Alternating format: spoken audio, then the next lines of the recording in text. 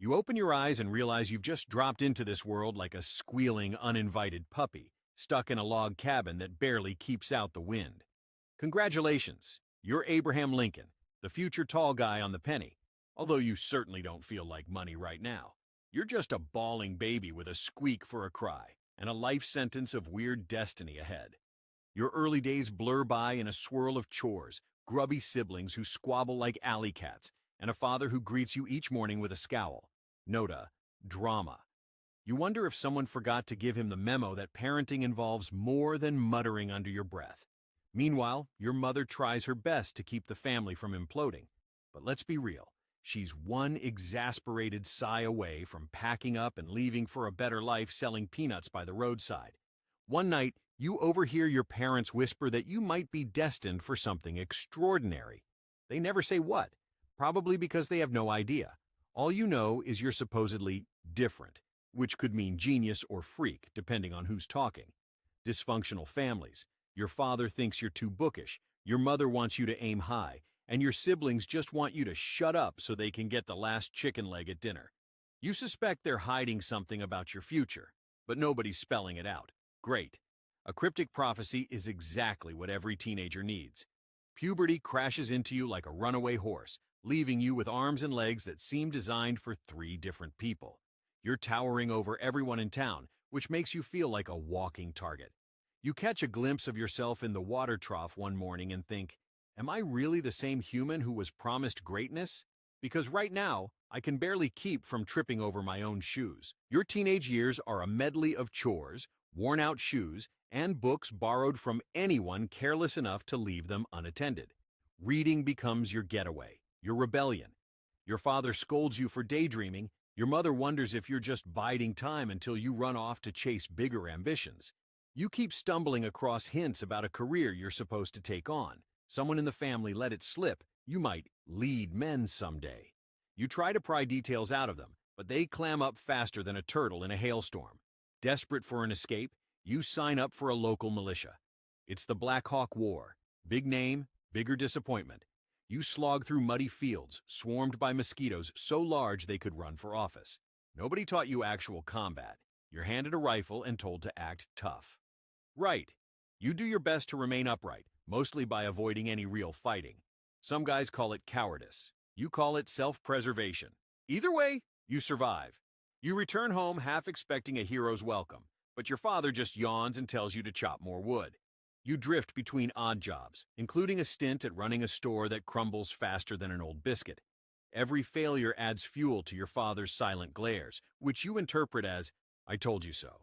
Meanwhile, you discover you have a silver tongue for debates, and you dive into law books. Something clicks. Being a lawyer means getting paid to argue with people, which feels like a dream come true. Armed with your new obsession, you wander around town solving petty disputes and finessing your oratory skills.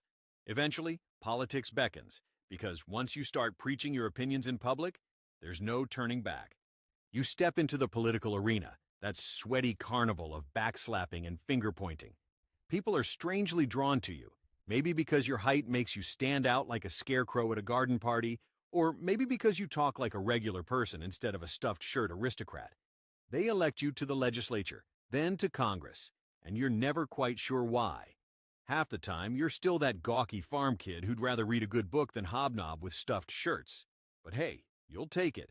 Then Mary Todd strides into your life. She's fierce, witty, and has zero tolerance for your self-deprecation.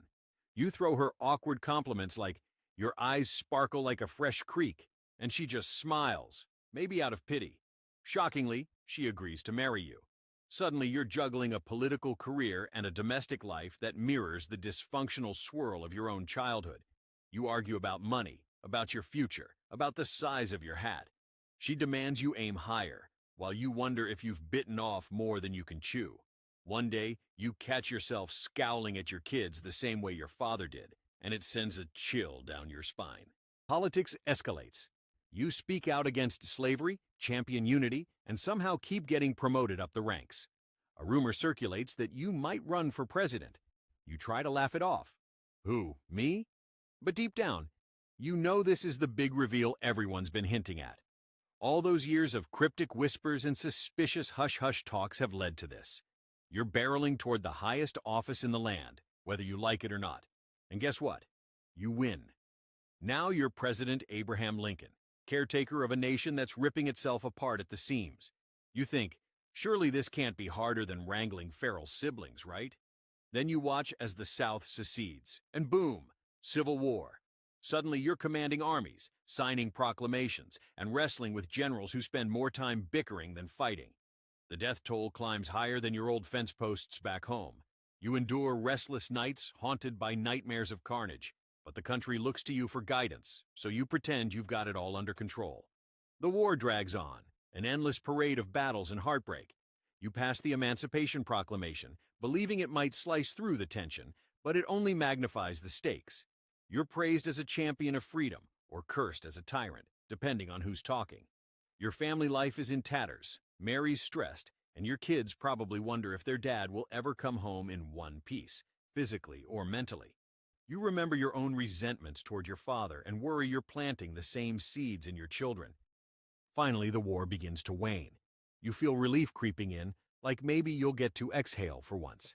People call you a hero, a visionary, or a tyrant. Depends on who you ask. You wonder if you're any of those things, or just a worn-out farm kid in a borrowed suit.